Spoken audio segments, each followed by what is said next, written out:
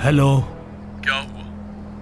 यहाँ तो कोई नहीं आ रहा। क्या 24 घंटे यहीं इंतजार करूँ? जब तक बॉस का ऑर्डर नहीं आता तो वहां से हिलोगे नहीं। रात को घर चले जाना और सुबह सवेरे ही वापस अपनी जगह पर पहुंच जाना। ठीक है। खुद को पता नहीं क्या समझता है ये।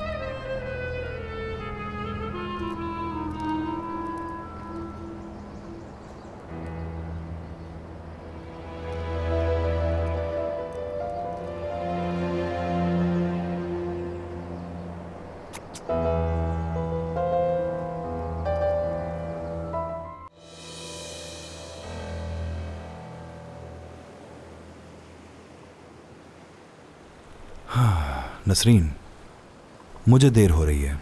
मुझे ऑफिस जाना होगा। कुछ ज़रूरी काम और मीटिंग्स हैं। हाँ, क्यों नहीं। करीम साहब, आपका आने का बहुत बहुत शुक्रिया। शुक्रिया तो मैं कहूँगा, वो भी तुम्हारा, क्योंकि आज के दिन तुम्हारे साथ इतना अच्छा लंच किया। अच्छा खैर, मैं अभी यहीं पर हूँ थोड़ी देर। घर पर भी कोई काम नहीं है तो यहीं पर थोड़ी ताज़ा हवा लूँगी। ठीक है, शाम में घर पर मुलाकात होगी।